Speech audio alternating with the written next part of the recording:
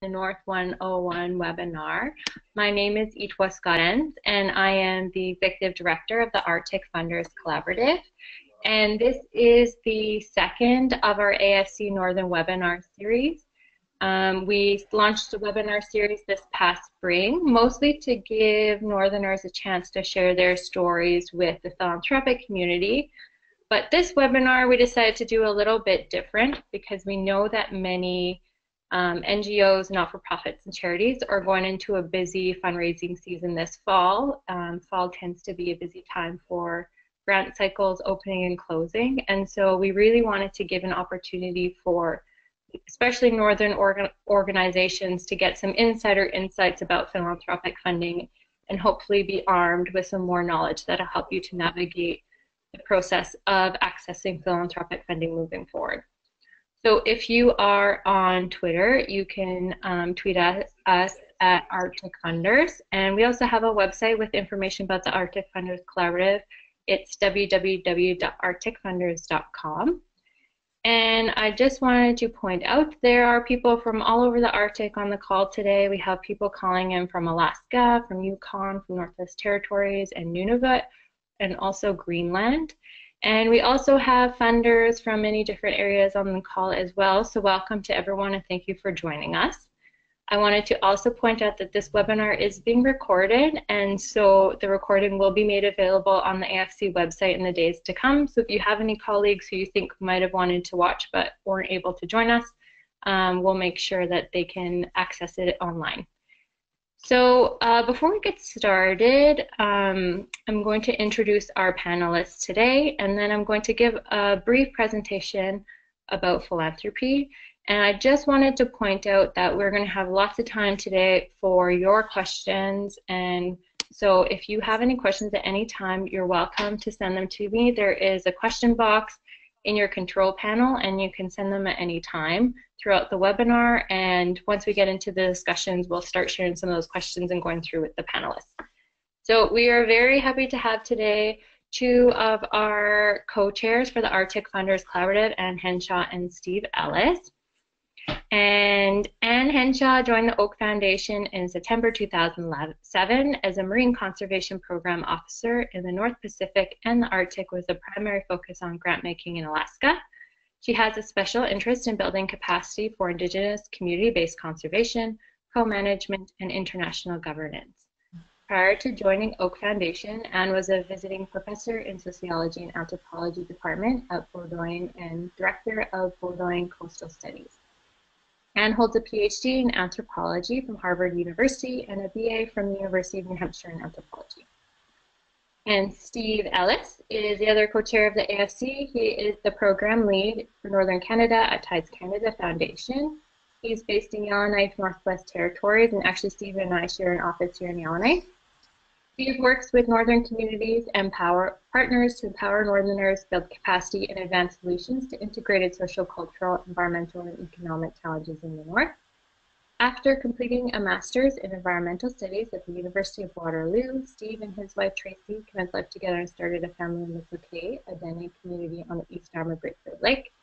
During this time, he worked primarily with Indigenous communities, but also with governments and industry to tackle tough land and resource challenges. And then we also have two of our newest members of the AFC joining us today. We have John Evans, who is Executive Director of the Tamalpais Trust, which is based in San Rafael, California.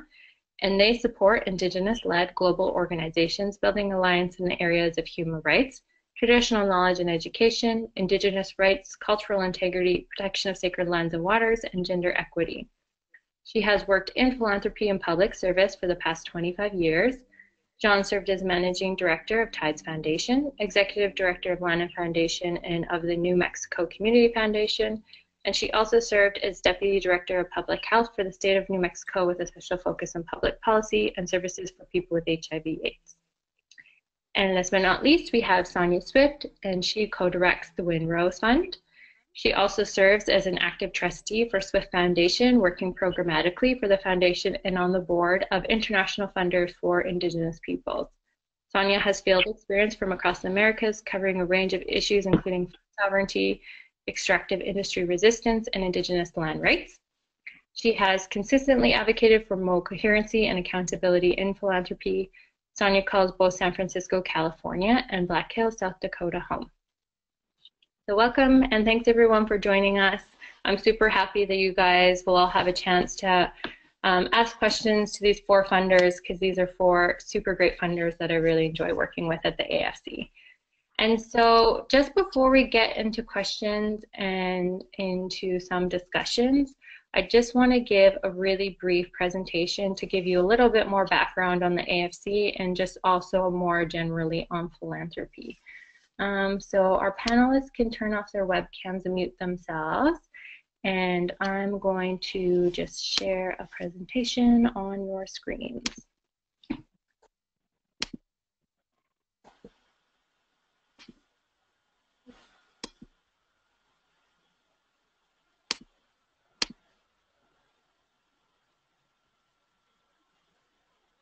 All right, so the Arctic Funders Collaborative has actually been around for 10 years.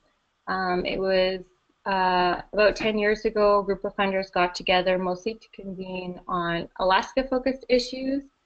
And since then, the AFC has evolved, and we currently have 11 members who are based in mostly the United States and Canada. But we do also have international foundations as part of the group as well. And so the funders at the AFC represent grant partnerships all over the Arctic and subarctic, including in Alaska, the 3 Northern Territories, and also the Inuit regions in Canada, in Greenland, and also Arctic, Russia, and Scandinavia. The AFC members are a very diverse group that support a diverse range of environmental and social initiatives. So every funder has their own specific interest area and unique way of funding. Some are supporting green stewardship, others capacity building, or Indigenous leadership development, or land stewardship. They're all a pretty diverse group. Why we exist, a big part of why the AFC exists is that, especially because the funders are based mostly outside of the North, we do have some funders who are based right in the North, but they find a lot of value in working together to deepen their understanding of the Northern context, this political, social, cultural, environmental context of the North. And so by working together to better understand who's funding what where, and learning together about the North, it allows them to be more effective in their grant making. A big part of what we do within the AFC is sharing networks so that we can build more and stronger relationships with the North and Northern communities. And all of it is just so that we can do what we do better, so that we are being the most effective and responsible grant makers that we can be. And all of this is working towards a really bigger overarching goal, which is that we're really trying to increase the amount of resources flowing north for all of you in the North to access.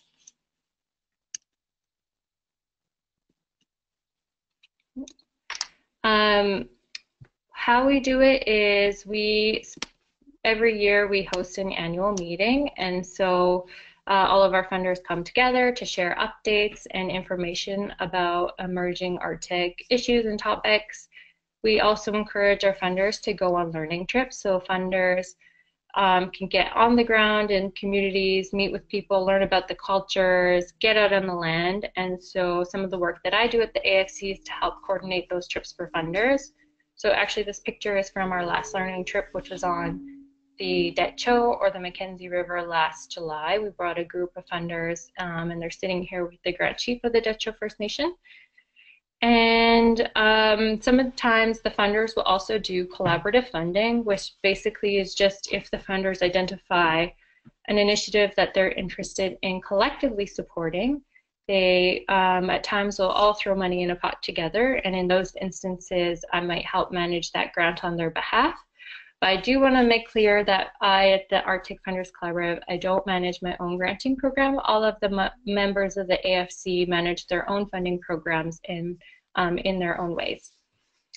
We also do knowledge exchanges, so at times, because the members have partnerships all across different Arctic regions. They will at times identify where it might be valuable to bring together those partners to share information on a common topic. And so we hosted a knowledge exchange this past May, focused on Indigenous leadership development, where we brought together 7 of the members grant partners from Alaska, Yukon, Nunavut, NWT, and even Sweden to talk about Indigenous leadership development amongst emerging Indigenous leaders.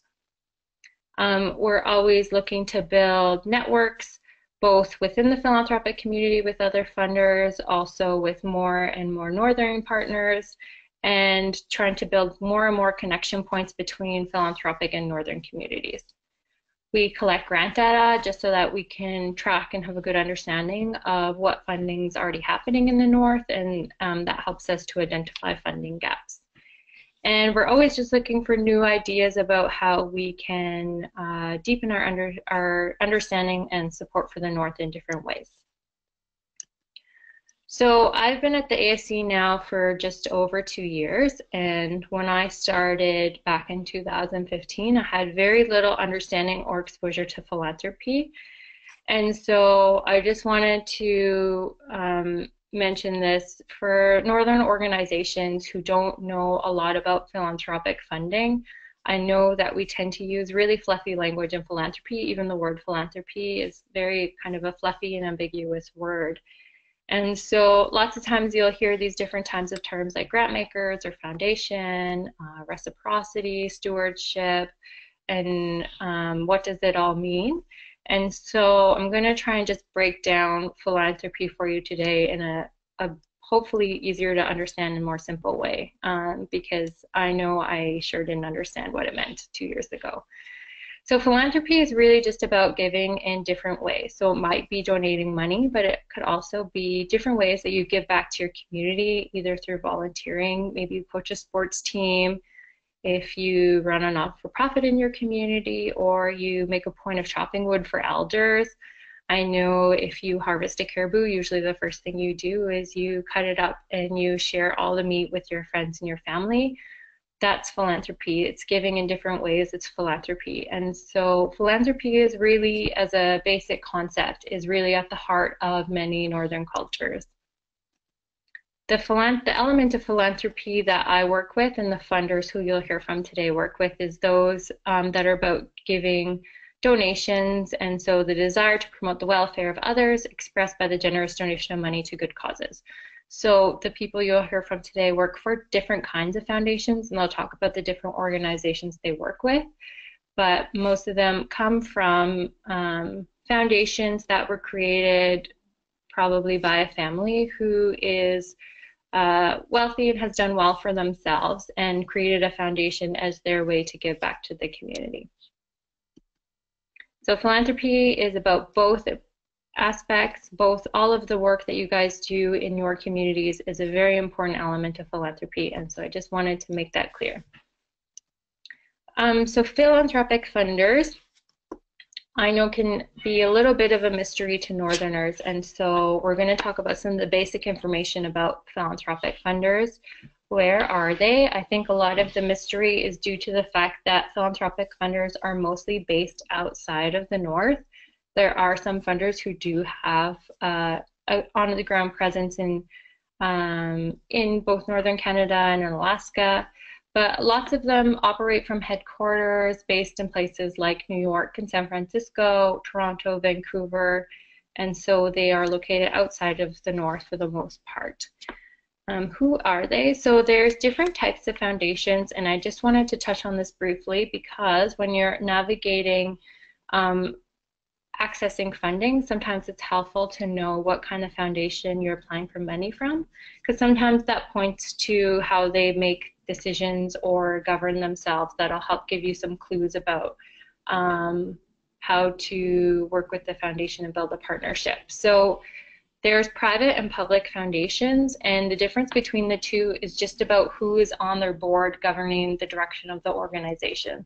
So a private foundation has at least half of the people do not operate at arm's length, which in the case of most foundations that are family foundations, it means that they are members of the family who created the foundation on the board, helping to govern the the direction of the organization. A public foundation means that more than half the people operate at arm's length, which means that their board is mostly made up of people, like ordinary people like me and you, who may have been appointed to their board to help govern the organization. There is grant makers are just people who give grants, and a grant is simply money that is given that you don't pay back. And so re-granters are just institutions. There are many funders who do what we call re-granting, which means that they will get funds from other foundations, and then they will divide that money up and re-grant it to communities. So actually Tides Canada Foundation is a re-granting institution, so you'll hear a bit more about that from Steve. And I know there's lots of confusion sometimes about philanthropic funders because they all have different interest areas. Sometimes people don't understand why they will only grant to certain types of organizations such as registered charities or 501c3s, and why will they only grant for projects but not for core support? How come they all have different application and reporting processes? I know some of these are questions that can be often a source of confusion and create more challenges for organizations to access philanthropic funding. So those are many of the things that I'm hoping to touch on today in our discussions with the funders. And so we're going to jump right into it. And just a reminder that there are a question box in your control panel where you can send in questions. And so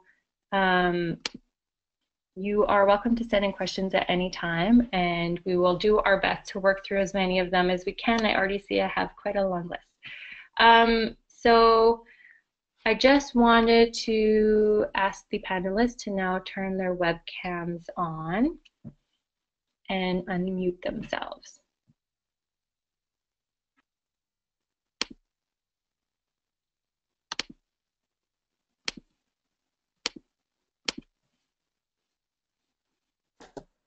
All right, there we go. There, welcome back everyone. So I think people couldn't see the PowerPoint. I just see some comments in the thing. If you didn't see, I apologize. You didn't miss very much. The PowerPoint's just very basic, but I will make it available on the website if you're keen to see. But mostly it was just about the content that I was discussing. I can certainly send it around to all the registrants after as well. Thanks everyone who made a point of sending me a note to tell me that. I'm sorry I didn't see it sooner. All right, so before we get into other questions, I just wanted to ask each of our panelists today, and Steve, Sonia, and Jean, if they could each share just a couple of minutes about their organization and the type of funding that they do in the North. Maybe we will start with Anne. Okay, thanks, Itwa. And welcome everyone. It's really a privilege to be here today. So Oak Foundation, like Itwa was saying, is one of those foundations that's led by a family, and the family sits on the board. They do have 2 external advisors, but each of the program areas is led by a family member. It's also an international foundation, so it's based in Geneva, Switzerland. It has approximately 6 major program areas where it directs its resources in international human rights, issues affecting women, child abuse, the environment, learning differences, and housing and homelessness. It largely is known as a social justice philanthropy, so it's really concerned about advancing the rights of people in the face of large injustices in the world. I sit within their environment program, where we focus on 2 major issues: climate change and marine conservation. And the Arctic program that I've been overseeing over the last 10 years is really just a small fraction of the larger foundation. But within that sub-program, we've worked over the last you know, 8 to 10 years, really working to improve governance and management of resources, marine resources in the Arctic, mitigating the impacts of large-scale industrialization, and supporting sustainable fishing.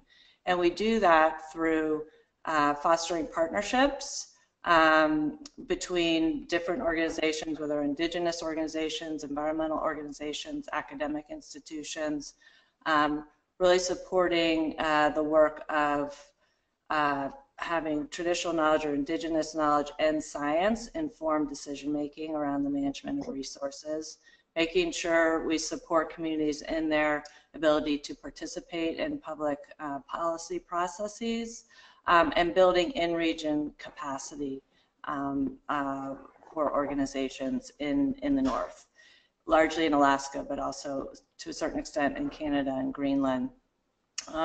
We do fund quite a diversity of organizations.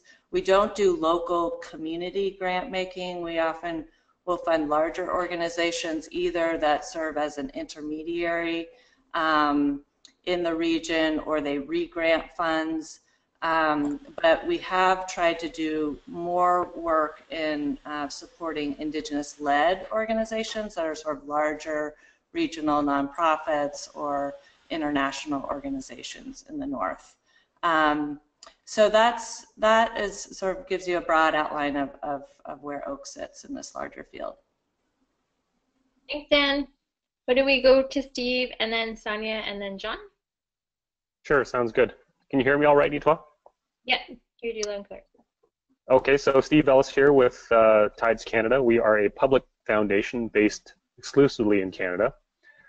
I run the program with my colleague Sandra Newtick in Iqaluit in the 3 territories and the 4 Inuit regions. And we have 4 priority areas that we focus our grant making efforts and our support efforts. The first is supporting the next cohort of emerging leaders in the North, specifically Indigenous leaders, or priority is Indigenous leaders, I should say. It's not exclusively Indigenous leaders. So that next generation, that will be the next chiefs and presidents of land claim organizations and captains of industry and MLAs and premiers. We also, a second priority for us is supporting wise land and water stewardship, especially as it's led by Indigenous organizations and communities. So wherever we can support Indigenous communities planning for and managing and actively caretaking their traditional territories, their land and water resources, we are interested in supporting that capacity building and implementation of Indigenous-led programming, be it from the conservation lens, from the monitoring and research lens. We're quite flexible in that regard. A third is looking at community-led solutions around some of the social challenges in many of our communities, especially arising from the trauma of the past few generations of colonialism. So our focus is specifically on programs that are focused on cultural revitalization and reconnection to landscape and marinescape as pathways to healing, health, and wellness. So supporting those types of programs and the shared learning between communities working on those types of programs is a priority for us. And the last is looking at what we're calling sustainable northern livelihoods. So looking at economic pathways in our more rural and more Indigenous communities that are more aligned with Indigenous values and take advantage of the aspirations and the unique talents of Indigenous peoples that live in these communities. So looking at economic pathways that are a better northern fit than some of our current models. So those are our 4 focus areas in the North, in the Canadian North. Thanks, Dave. Go ahead, Sonia. Hey, can you hear me? Yeah. Okay. Hey, everyone. So Windrow's fund is technically a donor-advised fund, which means that we're not an endowed foundation. We work off of a yearly distribution, and we also work through and in partnership with Common Council Foundation, based in Oakland, California. They administer the back end, they do the grants. We have sort of a 2-parted co-relationship there. Just a quick note on donor-advised funds.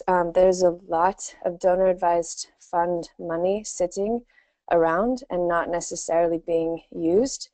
That's a problem, in my opinion. We grant out the money we receive yearly. We try to get it out the door that year, so we're just trying to get the money going.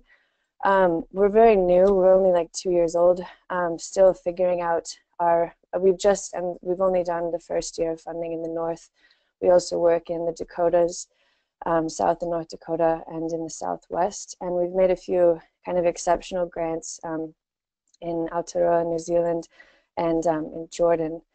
They're mentioned on our little simple website, but the point is that we work mostly through relationship, and we're not so issue focused. And I think being that we're somewhat flexible, which is not always the case with like large foundations, we try to be and find where can the money be most useful in fitting where other monies might not find their way. That's, you know, doing the best we can with that, but just recognizing that the industry itself, there's a lot more protocol and bureaucracy the bigger the institutions are, and so trying to work with that. Yeah, I think that's it. We're really still, like I said, just beginning our relationships in the North with just a couple of grants that have been more based both through the Arctic Funders Collaborative relationships made there, and just in the Northwest Territories so far. Thanks, Anya. Mm-hmm. And John. Hi everybody. It's great to hear my colleagues. Actually, these are, as Sonia said, these are a lot of the relationships that are critical to me as a staff person working at a foundation. Like Windrose, Sonia was talking about, Tamalpais Trust is also a donor-advised fund. It's nested at an organization called RSF Social Finance, so that when the grants are made, that's who the recipients hear from, though they're told that it comes from Tamalpais Trust. It's a 20-year trust. We're now in year 6. It's the trust of a family wishing to extend their support to Indigenous-led organizations outside the United States. There is one grant organization in the United States that is funded, but it's funded to give grants as a re-granting organization to other Indigenous-led organizations outside this country. The whole purpose of having Indigenous-led as the focus of Tamalpais Trust is to continue to develop in ways that Indigenous people want to develop organizations that are, for the most part, regional or national. They are reaching out to make partnerships with each other. They're learning together and bonding as a way of supporting different social movements. Very specifically, the ones around saving sacred lands and waters and sky, elemental kinds of movements. We've been lucky to have other organizations like the Tides Canada Initiative, like the Arctic Funders Collaborative, introducing us into the North. It's been just about 2 years, I think, since we've joined the collaborative, and we've started doing some funding both through Tides Canada initiatives, specifically around youth leadership, Indigenous youth leadership, which we're really committed to doing worldwide. And I think there's a great model in what Tides Canada is doing. And then also, we started this year funding the Sami people, the Sami Council, representing people in Finland, Sweden, Norway, and Russia. They are particularly involved in ecological protection and the saving of traditional knowledge, and also the application of it. And finally, we've just started to fund Guardian programs in British Columbia. And we're looking across Canada to do more of those Guardian programs, all Indigenous led. And we feel as if that's a model that can inspire people worldwide, especially because there's youth being attracted to that movement. And we know the critical nature of youth coming into leadership because many of the leaders who we work with have been doing it 35 or more years and are willing and wanting to pass on that kind of information and inspiration. So that's us. Thanks, John. And so just a reminder to audience members, if you have questions for any of the funders that you want to ask, you're welcome to send them at any time through the question box, and I will do my best to get to them.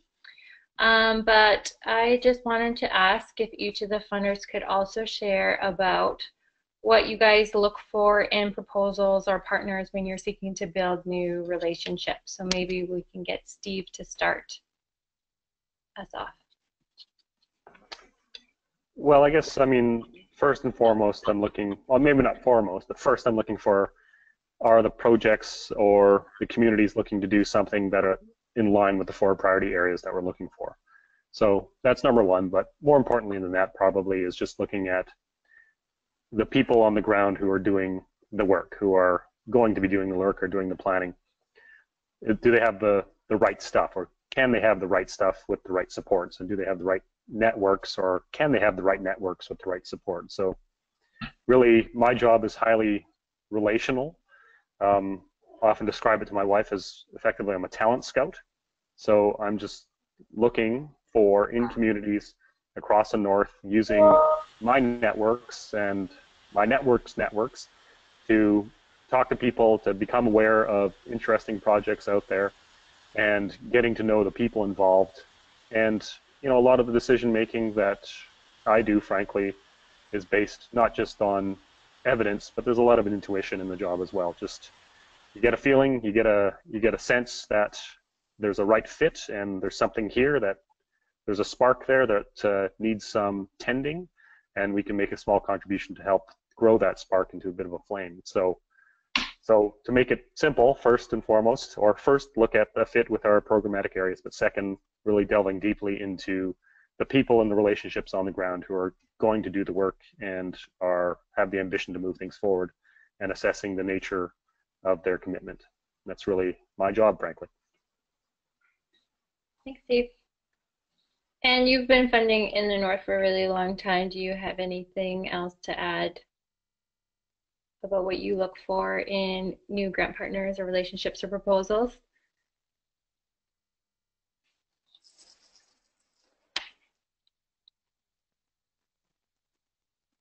Sorry. Yeah, no, just I think what Steve said was right on. I would add, you know, an openness to want to partner. I mean, because philanthropy is new sometimes, you know, people want to, you know, be open to a partnership with an outsider that's not living in their community and willing to take funds. I know that probably sounds like a no-brainer to some people, but I think it really matters, because you are building. It is a relational job we have, and relationships often have to form over time and based on trust. So I think that's something, in addition to sort of the alignment piece, having good people on the ground doing the work. I would also just say, I think no one organization can do everything. So I'm also looking for strong partnerships across the field that they're working, whether it's with communities or other nonprofits. But I typically will build a portfolio of grants around a region or an issue. So I'm looking for that kind of collaboration too. Sonia, do you have anything else to add to how you approach your partnership, what you look for? I would echo the piece about intuition and just relationship, building trust. We're trying to avoid a lot of the excessive proposal paperwork kind of steps, just in our particular case, and kind of it's more about conversation and just direct, like, what are the needs and what's going on. And we pretty much only make general support grants as well. We're not, and that's something I'm always advocating for within philanthropy in general, is more general support grants, because yeah, it's a lot more effective and helpful for people in general. But yeah, relationship based is really where we're working from predominantly in this case. Thanks, Sonia. And actually, I want to touch on that after we hear from Jean about the project funding versus general support, program support, course support, and why some of the restrictions on the type of funding that people can apply for exist. And before we go there, though, I just wanted to give Jean a chance to share about what she looks for in partners. And also, Jean, we had one question for you already, which was if you could clarify what you mean by guardian, what a guardian program is. Sure. The guardian programs, the first one I ever knew about was the one on Haida Gwaii, the guardian program for Guayhanas, which is quite well established and has been probably, I don't know, 20 years in existence. The one that recently has come to us and that we are supporting is one on the BC coast that's part of the coastal boreal forest and coast marine resource alliance between many different First Nations. And it's basically, Indigenous stewardship of people who are watching over and also doing the kind of careful management and care. It may not be official co-management in every case, I don't know, but I recently heard also there's something that's now part of the Indigenous Institute of Canada. It's why I sent you something about that just this morning. That there are now 30 First Nations who are starting guardian programs. So, if there are more questions, please ask me. Yes. And I think that kind of leads me into, I am looking for often what Indigenous people tell me. I ask and I hope, that I'm able to listen well and hear what they are advising is something very significant to support. Teleprice Trust is not a large foundation, but it also does believe in general support over a long period of time for people. We believe that people don't need more projects to do. They already have plenty of those. And if we can avoid that kind of languaging, we do. However, as I think maybe it was leading us into, there is a U.S. Tax law that requires that if we're making grants outside of the U.S., we must not make general support grants. So we call them something else. And normally it's very true. There's something phony about calling it leadership support or community leadership. And we try very hard to make it real and also to make it then as flexible as we possibly can. Thanks, John.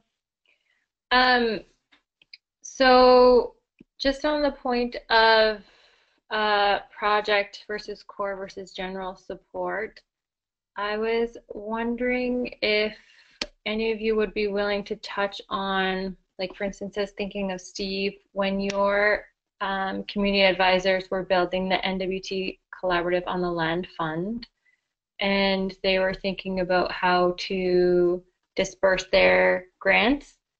if you have any thoughts on, because I think one of the things that often comes up with funders is, do we grant and try and make the money spread as far as possible and have impacts in as many sort of corners as we can as possible, or do we go deep with one organization long term? And so did you have any of that dialogue when you were building the NWT on the Land Collaborative Fund?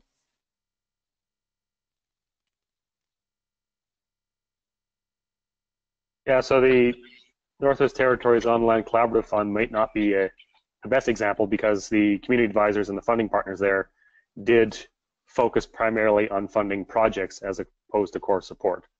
So yeah, that's why I was asking, because I thought that was interesting. Yeah, and that was primarily because a lot of the requests for grants are coming from Indigenous governments that have access to land claim dollars that provide for staffing and so on and so forth. It's never adequate, but they do have those dollars. So we just wanted to be in a position to be supporting projects more than core support in that particular fund, which is probably an exception to the rule with respect to the various programs that Tides Canada is involved in, because typically what we like to do is much more like what Jean is talking about, and I imagine Sonia as well, is to have money that we can characterize as extremely flexible, and especially with our partners on the ground, say that, you know, you have other dollars that may be more restricted, use them how you have to, and come to us with some indication of where the gaps are and where you could have some pressing needs for more flexible funding. And so we can potentially use our dollars to fill some of those gaps. Because what we care about ultimately is the overall program. If other funders have more restrictive uses for those dollars, we hope that, and I think this is probably typical in the philanthropic community, that whether our dollars go for specifically project-oriented things or for staff time and operational costs, that makes no difference to us as long as at the end of the day progress is made on programs and projects. Yeah, thanks, Steve. The other thing I wanted to ask about, because one of the questions I hear sometimes is why funders will only fund registered charities, or the equivalent in the United States is 501c3s. And so, Jean, I was wondering if you could talk a little bit about that and the requirements for funding to certain types of organizations. Well, again, tax law in the U.S., charitable tax law dictates that organizations must be either a 501c3, that's the U.S., or the equivalent in another country. And every country I know of has an equivalency. We fund in about 22 different countries. There are some which have more rigorous tax laws than others. And the due diligence that it takes sometimes to make grants outside the U.S. Makes it a longer, cumbersome project, but it does happen. If the people who we work with, RSF, can possibly make the grant, they do. The organization simply has to be able to have a charitable status, and it has to have that status registered with their government. And Steve, the Canadian equivalent, we had one question that says we are a nonprofit based in Whitehorse and not a registered charity. Do you have suggestions for accessing grant or foundation funding for those with non-charitable status? Yeah, if you don't have charitable status in Canada, charitable foundations cannot give you a grant. It's a pretty hard line within the Canada Revenue Agency on that. So it's not enough to be a registered not-for-profit. You also have to be a registered charity, which increases your burden tax time with respect to the filings you have to do. But it does open up a whole world of charitable donations. If you are not-for-profit and you're looking to implement a project that requires, or that you like to type into charitable funds, the only really way to do it in Canada is to partner with an organization that is a registered charity or is what's called a qualified donee. So not necessarily a registered charity, but an institution of public government that can receive charitable funds. So any municipality, any self-governing First Nation, so on and so forth. They all are, so and in the Yukon, any of the umbrella final agreement First Nations is a self-governing First Nation and fulfills functions of public government and can receive charitable donations.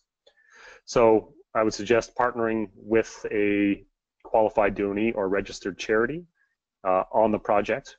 That doesn't mean they can just receive dollars and flow them through to you. They actually have to administer and manage those dollars as partners. That again is part of the Canada tax law. And the other avenue is to pursue a registered charity status, which takes some time and certainly increases the paperwork burden come tax time, but again opens up a whole avenue of more flexible funding that can be highly advantageous. Thanks, Steve. And I was going to ask Sonia and Anne, I'm just going to lump together a couple questions here. One of the questions I wanted to address was about how much people submitting proposals ask for. So Sonia, I know you have a little bit of a different approach to your funding because you built relationships first, but Anne, you do have an application process, and I think sometimes people are always trying to figure out what the magic number is to when they're like speaking with funders. What do we ask for? Do we ask for the full amount do we need, or will that look bad if we ask for too much? Will that ruin our chance to potentially access even some funding? And is it helpful for you guys to know if they have already built partnerships or secured funding elsewhere or looking for funding elsewhere? And so maybe you two could touch a bit on those 2 points. You want to go ahead, Sonia? Okay. Yeah, navigating the differing psychologies and expectations of funders is quite maddening, and I apologize for that. I don't understand it myself, and it's very difficult. And so, yeah, there are times when you might have a different strategy dealing with some institution or another. I don't exactly know how to advise on that, but I just acknowledge it as a challenge. On our part, yeah, I think I most welcome just knowing really where you're at, what your needs are fully, and you know, then all I can do is figure out if we can manage something or not, how we can fill in. You know, I would respond with equal honesty and forthrightness about what is possible. That said, you know, that's all I can really offer within this context. I think it's worth being straightforward about what the needs are. I think that is important, and not trying to hold back or find the right number, but just, you know, this is where we're at, this is what we're trying to do. I do think people appreciate that honesty, and hopefully are breaking down more of these expectations for perfection or for, you know, whatever it is, and just realizing that this work is complicated and, you know, unpredictable, and we all do the best we can. I agree with that. I mean, what happens oftentimes, if I get approached, people under assess what their needs are, and so they'll not fully account for the whole need. And I, like you, Sonia, would be, tell me what you know the needs. Whether or not Oak can fulfill your needs is another question, but really, I want to look at a real budget as like, this is the staff time we need, this is the travel, whatever the, you know, the ask is, and then, you know, sort of go from there. The other advice I would give is if the foundation or donor has a website, you can look at the size of grants they give to other organizations to sort of get a ballpark on the size of their grants. That can be, at least give you some indication. I mean, even on Oak's website, we don't give a number. I can give you a range of the size of grants we give. But the other constraint with Oak, which is, I don't know how typical it is. I feel like we're atypical in some regards, but we do require some match. And so sometimes the scale, the ask is constrained by the matching requirement. Now there is some flexibility on that matching requirement sometimes, but that can be an issue in terms of how much we're able to give. But just to give you background on why Oak has that matching requirement, often is just because we don't want to have an organization become overly dependent on us, and we want to see them have a healthy, diverse revenue stream over time. So we're just careful not to be the sole donor of an organization. So. Thanks, Anne. I also just wanted to add one note, which is that like having worked in philanthropy now for a couple of years, it's actually quite a small world, the funder world. And so I know lots of times on grant applications when you're listing where else you're applying or securing funds, if a funder does not know you, but they know one of the funders on that list, or perhaps someone else that you've partnered with in the past, often the first thing they'll do is they will contact a mutual point of connection as a bit of a reference check. And so that's another reason why it's often helpful to list past partnerships that you've had as well as current ones that you're trying to build, because it helps funders within our community make connections for just building some sort of reference points about yourselves. We're coming up on just 6 minutes left. I just wanted to respond. We had one question about how much reporting back do you require of grant recipients, and so I'll just give a quick response to that, which is that actually I know each of these funders have their very own and very unique grant reporting requirements, and so the response to that question is very different for every funder, which I know again can be a frustrating thing for people trying to manage multiple grants, but it is the case that every organization has their own process for reporting. The last thing I wanted to touch on too before we start wrapping up here is the notes about impact and risk, because I know that two of the main things that funders assess when they're looking at proposals or funding initiatives is they're looking at what the impact is of that initiative and what is the risk of giving the grant. And so I was wondering if any of you would be willing to touch on how you assess impact and how you assess risk. Any volunteers?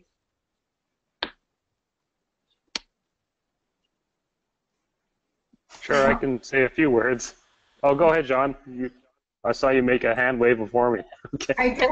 Okay. So after you. Okay, I'll say a couple of words. So, with respect to what our sweet spot is for partnerships, it's really looking at where can local investments make local change that will provide lessons for others to learn from at the local level as well. So we are looking for local solutions to local problems that can also be aspects of solutions in other areas as well. So that idea around scalability is important for us. Around risk, I mean, I like to think that if you don't take risks, then, well, everybody thinks this, I suppose, no risk, no reward, they say. We certainly practice that we hope to be funders that can go into places where other more traditional funding sources might not want to go, and this is especially important in a northern, rural, indigenous context where if you say those three things, rural, indigenous, in the north, and walking to a bank, they will boot you out the door very, very quickly. So we don't want to be those people. We want to be a place that will go places where other capital will not go, and we are willing to take those risks at times. But of course, we do need to check some boxes and do our due diligence, and it really comes down to, are there people with the right stuff that with some support can get there, even if other people have not bet on them in the past. So that's a lot of how we make our decisions. Thanks, Steve. John? I would second what Steve is saying and just extend rural, indigenous anywhere in the world will make it difficult often for people to go to a bank or go to a foundation. There are not very many who do this kind of funding that we're all talking about.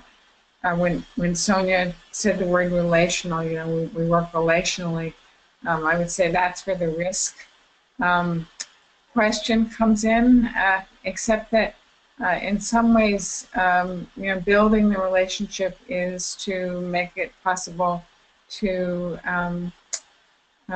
work with risk and against risk, really. The more open and the more real it is, and that's very difficult at times because of the power differential that's hard to talk about and that actually, of course, is there. The ones with money having more power in the situation.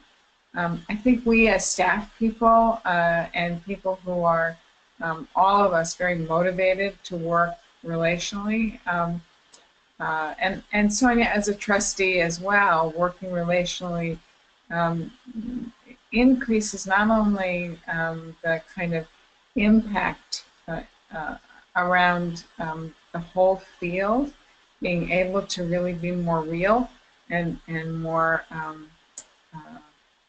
effective to be who we are. We're very, for the most part, I think, approachable people, and that's not always the case in our field. And I think that most of us are very used to having these kinds of relationships with grant partners and people who are asking us for information, and that in general is a kind of risk management strategy, is to have each other to talk with, grant partners, grant recipients, grant makers, all of us doing that together. Thanks, John. So we're coming up on time here, so I just wanted to give each of the panelists one last chance if you have any additional comments or pieces of advice you wanted to share before we wrap it up.